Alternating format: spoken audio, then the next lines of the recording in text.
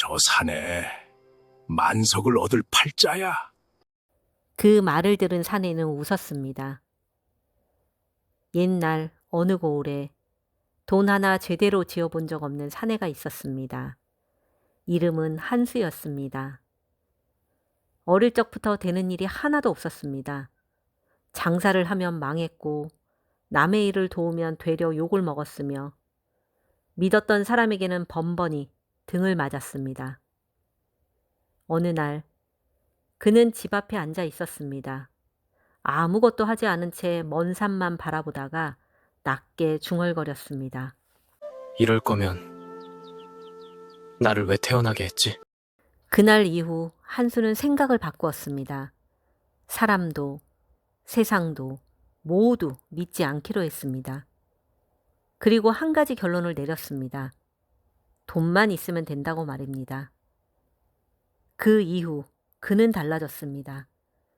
사람을 속이고 남의 것을 빼돌리고 거짓말을 아무렇지도 않게 했습니다. 그렇게 해서라도 돈을 쥐고 싶었습니다. 하지만 이상하게도 돈을 쫓을수록 돈은 더 멀어졌습니다. 열심히 벌면 잃게 되고 손에 쥐면 빠져나갔습니다. 결국 남은 것은 빈 주머니와 술 냄새뿐이었습니다. 그러던 어느 날 밤이었습니다. 술에 취해 비틀거리며 걷고 있는데 뒤에서 목소리가 들려왔습니다. 저 산에 만석을 얻을 팔자야. 한수는 멈춰섰습니다. 뒤를 돌아보니 허름한 옷차림의 노인 셋이 그를 바라보고 있었습니다. 누굴 놀리시오? 그가 비웃듯 말했습니다. 평생 이 꼴로 산 놈이 만석이라니요? 노인 중 한 명이 조용히 웃으며 말했습니다. 타고난 것은 바뀌지 않지. 그럼 언제였습니까? 노인은 말했습니다. 죽기 전에. 한수는 코웃음을 쳤습니다.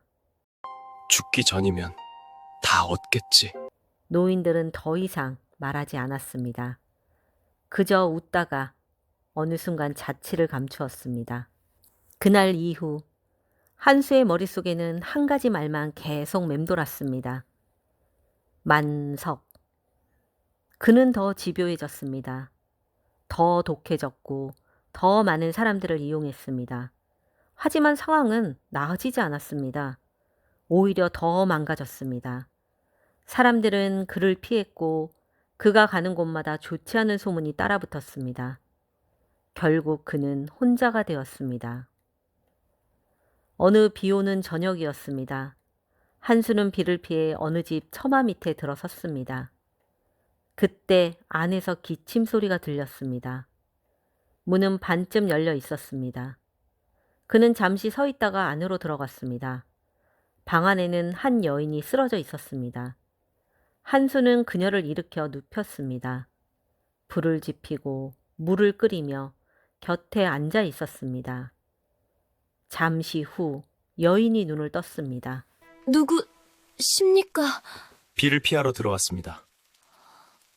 그날 밤 한수는 그 집에 남았습니다. 그로부터 며칠이 지나갔습니다. 하지만 그는 떠나지 않았습니다. 나무를 패고 물을 길어오고 불을 지폈습니다. 돈이 되는 일은 아니었지만 그는 계속 남아 있었습니다. 어느 날 여인이 물었습니다. 왜 남아 계십니까?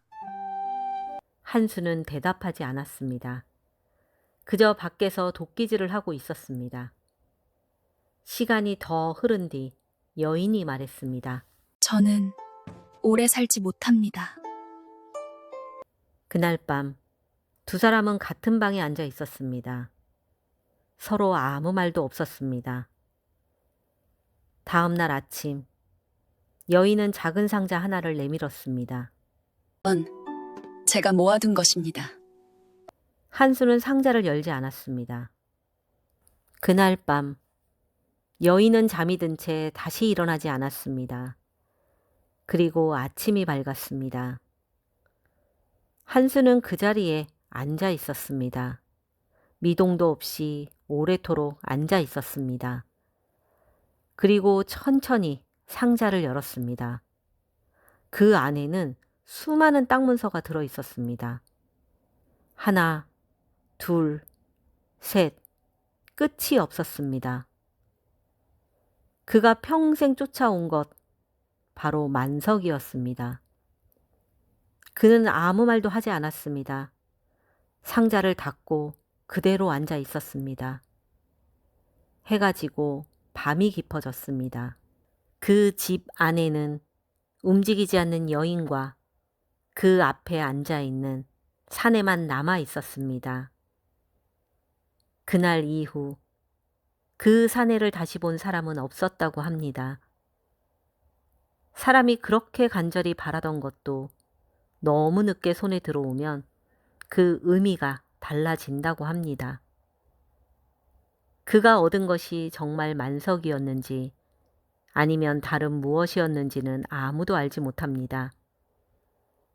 오늘의 이야기는 여기까지입니다. 이런 이야기가 계속 궁금하시다면 구독과 좋아요로 함께 해주시기 바랍니다. 다음 이야기로 다시 찾아뵙겠습니다. 감사합니다.